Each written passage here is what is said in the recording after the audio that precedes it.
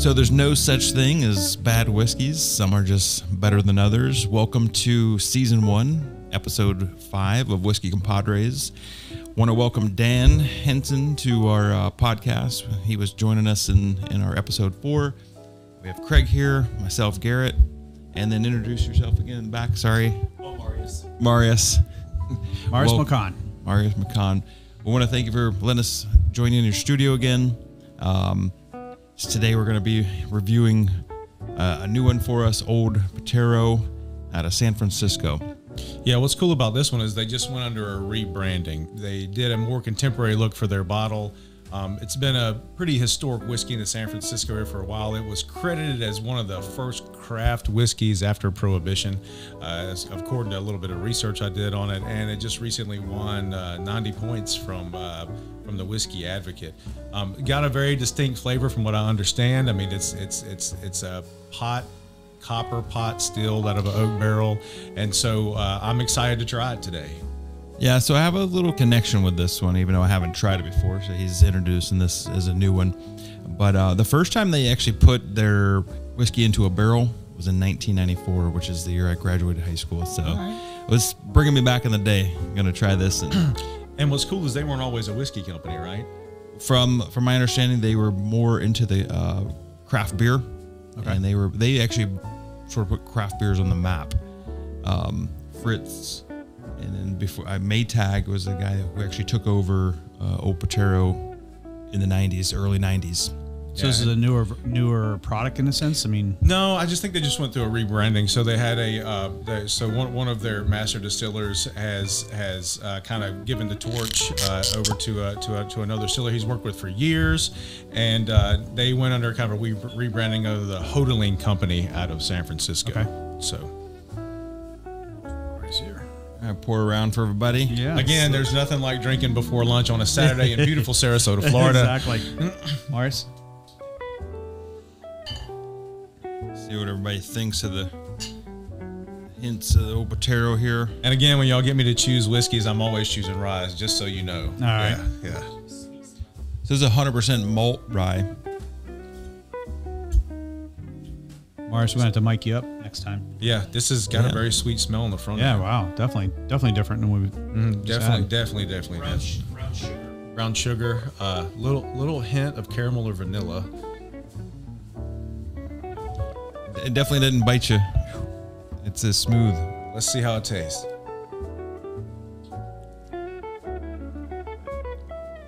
It's got a little spice, but a little fruity flavor. You can definitely taste the aged oak in there, I think. Yeah. I can definitely smell wood. I get, the longer you inhale, the more wood you kind of breathe out. It's kind of cool in this process because there's a level of experience here, and I'm going, this is good because I don't know what to say. It's like tastes good. So when you smell it with your mouth open. Right. Yeah. And then take it in and let it hit the tongue and then go down the back of the palate. Yep. What I found is the aftertaste has kind of got a fruity kind of aftertaste to it. And it's smooth. It's actually smooth. I like it. And I've not tried any of their products previous to this. Yeah, this is a new one. Yeah. Now we just reviewed a Blanton's on our last episode, and man, the difference from one bottle to the next. You know, there's so many. Totally different. So the whiskey term. I'm gonna try an ice cube on it. Just see what it does to me. Which is interesting. You know, a lot of people think about things are branded one way or the other, but whiskey is just like saying a car or a truck. You know, there's hundreds of different vehicles and thousands of different You ships. could have 5 trucks, but they all drive different. They all feel different when you sit in them. They all. Yeah. And what's cool about it is the experience is your own, right? Yeah. So there's some things you may like, some things you may not like. But what I like about whiskey and bourbon, and especially Scotch, is there's something for everybody, right? Absolutely. It's funny. The last one had like more citrus. This one is like a fruit cake. Yeah. Yeah, it's got a more sweet tones to it. It's good. You know, like fruit cake you got around Christmas time. Yeah, the fruitcakes. Yeah, This tastes better because you most either of get the fruitcake or you give them out as a present. Yeah. But I was saying it tastes better because most of that fruitcake is still sitting there. Yeah, you it's still know? sitting there. Well, it's New Year's. Nobody's cracked that thing. Oh yeah, you know. Well, and Grandma was like, "Well, it's last year. We'll give it to somebody next year. You know, re-gift. It's like a block. But you can re-gift this to me. This is okay, right? Add it to your collection on the wall." But this goes to show you, like, for different people, you take a blends versus this. I would pick this for flavor. And at price almost really has nothing to do with this, a rarity thing or exclusivity. This was how much, Greg? It's about $69, $70. Yeah, Is it easy to get? Actually, I ordered this one online because you cannot find this in Florida. This is distributed basically out West Coast. Okay. So I couldn't find it in Florida because we have like Total Wine and things like that, and it's something that I just couldn't find around here. So I wanted to try it. I mean, I think their rebranding's great. I like their bottle, their packaging with the San Francisco Bridge. I mean, that is just a classic looking bottle. Yeah. And so I wanted to try Solid. it, and That's cool. And I'm to be honest, I'm actually not disappointed. It was very good. Definitely different. Yeah, and it's just like we talked about flavor profiles. You can line up the most expensive whiskey and the not most expensive, cheapest whiskey that you want. And when you get a whole blind tasting for a whole bunch of people, they're going to have a different experience with each different glass. So somebody may pick the expensive one. Some people may like the cheapest one. Right. And that is actually a flavor profile to the person, because to me, what I really can't stand, and one reason why I wanted to do Whiskey Compadres and start it, was the fact that you have the whiskey snobs, right? Right. And they just say, oh, you have to drink this type of whiskey. No, whiskey is subjective, like life is subjective. You're going to find the ones that you like and you stick with it. And that doesn't make it good. That doesn't make it bad. It's just what you like. And right. If you like, drink it. That's what I have to say about that. Sure. Well, and that's where you did the Bissell Pig. So I'd never had it. And you're like, you gave me a bottle. You got to try it. And I had it. And then I went from the 10 to the 12. Going to try some different stuff with you. Then tried the Rye. I mean, you opened up a palate to me that I didn't know. And I can seriously sit down and drink a 10 or 12 casually, no big deal. I put an ice cube in it, and that's my night. So, and I've never had that for, I'm 54 years old, and now I'm drinking that over a beer, and it's just it's a great time. We're cigar and a fireplace out back. Yeah. It's a good night. And that's kind of how my whiskey experience started. I wasn't really big into whiskeys until about 15 years ago, and I got one of my friends got me involved in it. I mean, my dad has always enjoyed Scotch, right. And Scotch is an acquired taste. When you're younger, you don't really like. I mean, unless you're raised in the environment, right? Sure. But there's very few people that are really young that say, "Oh, this is the best thing I ever had." Scotch is the best thing I ever had. You can barely get, It's like gasoline. It's like the first time you try beer, right? You don't really like it as an acquired taste. Well, it's just for me. I went on this journey, and I've met great people and great friends, and we've all have our different experiences that we bring together, and it just enhances my palate, and it's actually been a really good experience. Yeah, it's really good. I mean, this is something I would definitely reach out and try to find. You know what? I would recommend this one for anyone trying to get into rye. It's a really soft and true. That rye bite isn't as intense. Yeah, it's quite a bit smoother. Yeah. Although I'm not very versed in ryes, I just know that I think the first one I ever tried was Rittenhouse. That was like a punch in the face. Yeah, and a lot of the ryes that are coming out are really high proof, and so if you're trying to get into it, you don't want something that you just can't enjoy, right? And I think this one right here for a starter is a very enjoyable one that you can appreciate straight with ice. If you like to mix it with something, you can mix it with something. I think it's something that doesn't overpower you when you start to try it. This one, I just put that ice cube in and it just melted out really quick. I mean, I see my wife just loving this because I know she likes a couple other things and she likes the Angels Heavy. But if I gave this to her, I know that she would really enjoy it with an ice cube. So I've ruined her wine. Yeah, you have. You have too. Again, my wine collection is now not being used. We actually canceled. We were getting 6 bottles a month. I had to cancel because we bought it for a couple Christmas ago, and then all of a sudden they're stacking up. So now we're kind of like, well. Yeah, and they're like, let's have a party because we got all this wine to use. So with all your friends and family, you sending stuff out that says, please don't send wine, please send whiskey and bourbon. Yes, exactly. Total Wine gift card or, whatever. Yeah. So, You know what? Speaking of Scotch, somebody that likes Speyside, that's a very sweet Scotch. We love this one. Yeah, I agree. If you're I agree. a space side guy, I agree. That's got some nice soft undertones, and I'll always, and for people that like to try Scotch, I always tell them to try that one because it's not so overpowering. Because you can get really melted down in the heavy peat, and they can just turn somebody off. I think if you start, soft, you can start appreciating the craftsmanship of the Scotch, but you have to progress in that unless you're raised in the environment, right? So unless you're used to drinking heavy peated stuff, it's an acquired taste. That's my opinion. And I think if you start off soft with it, you can really appreciate the craftsmanship all the way to the heavy peated stuff. In fact, especially like when you try the Glendronach that's over there, you'll appreciate that because it's very, very good. It's a company that's been around a long time. It's one of my favorite Scotch, and I think you'll appreciate that. We'll have to bring that out on your next visit. This would be a good one, like a dessert one, where you bring it out with some dark chocolate, and everybody would like it. Yeah. Even if they're not whiskey people, they would like, "Wow, this is a good dessert." Yeah, I don't disagree with that at all. I think it checks a lot of boxes for a whiskey enthusiast. It's one you can bring to a party with friends that may not be bourbon and or whiskey people, and it's something they can try to where it's not overpowering, but it's something that you can mix with a lot of different things, especially sweets. Yeah, with a dessert. With a dessert, yeah.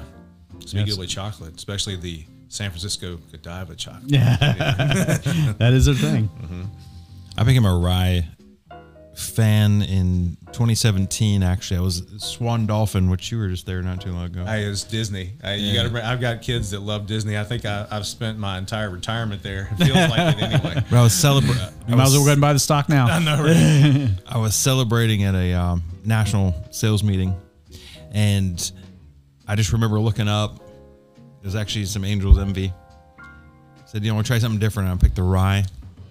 And then after that, It's good. I go to ryes more than not. Yeah, he's turned me on that too. And the thing is again, being a novice, and Marius, we'll have to bring him on set next time. He's obviously got some knowledge over here, but for me, it's great because I can just go, well, that tastes good, and then I don't know I kind of know what I'm tasting, but then when I talk to you guys or I worked it through the system and community we have here, I'm starting to learn that process, but it's just really good, right? So now when you start talking about these, I start picking up these flavors and scents and understanding. And it's just with experience. Now, I will tell you, I've listened to some people that have done whiskey podcast, and I swear to God, the stuff that they try to taste and they explain it. I mean, I was joking with him on the last podcast. I said, look, one of my buddies can taste everything in a whiskey. If Thor's hammer or a lightning bolt is in that whiskey, he's going to taste it. He knows it. And flavor profiles are subjective. Yes, there is certain things you're going to pick up, but every experience is different. You may taste the citrus. I may not taste it. Right. I may taste the caramel or smell a flavor profile, and that may be something different. It's everybody's subjective opinion.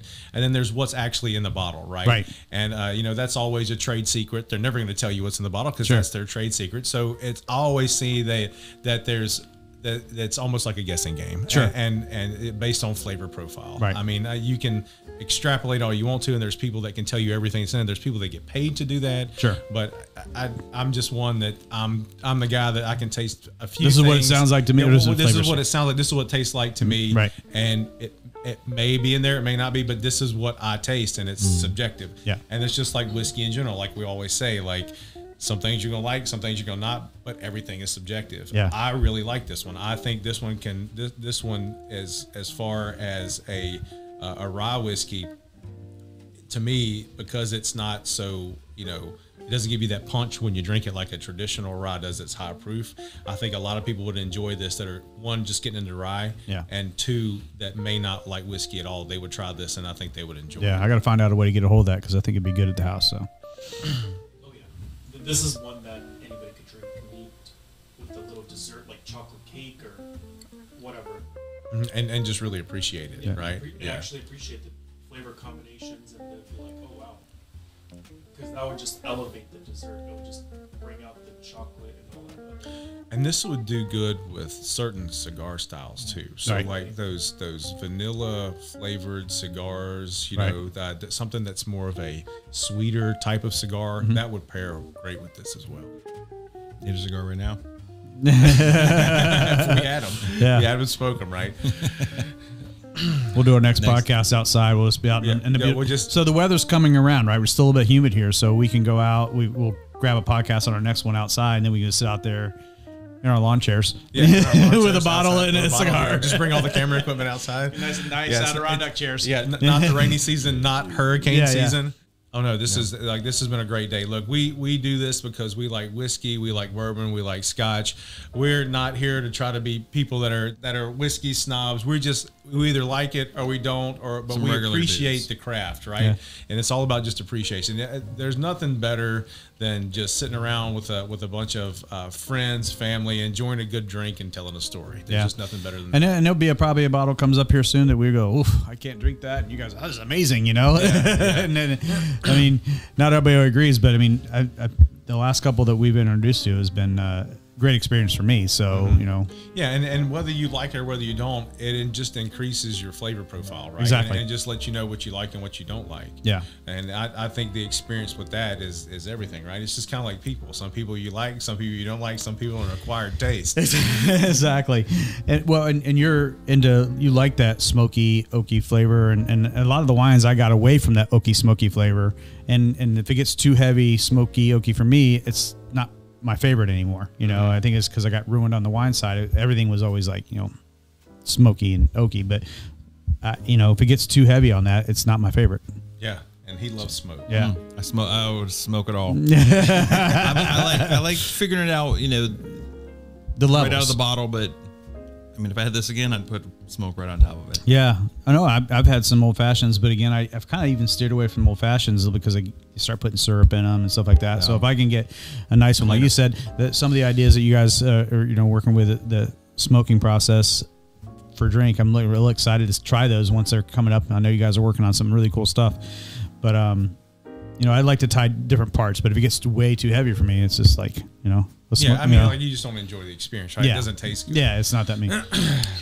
Actually, this would make a great old fashioned or Manhattan, and with putting less of the sweet stuff.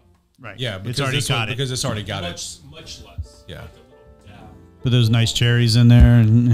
Yeah, and like I say, it's an attribute to the aging process, right? Because these are aged in California, so different temperature, different flavor profile, different, you know, difference in how it's aged. Right. Where, you know, you go some places like Texas where it's dry all the time. Yeah. In Kentucky, they have different seasons. And then you go out to California and then it's, you know, consistent, different temperatures. So, it's exciting in the whiskey world, especially nationwide, because everybody's gotten kind of into the whiskey and the bourbon business, and every flavor probably is going to be, because there's different weather everywhere, and I think it's very exciting. Yeah. I'm looking forward to growing with you guys on the like you say, the journey. Everybody has their own journey on the whiskey, so I'm curious to carve our own path, and appreciate your knowledge. Well, all right, guys, cheers. Yeah, I'm done already. So you're done already. This one worked out all right. Again, there's no such thing as bad whiskey. Some whiskeys are just better than others. Thank you for another edition of Whiskey Compadres, and thank you for having us. Drink responsibly. Whiskey is always better with friends. Yeah. Cheers. Have a great day, guys.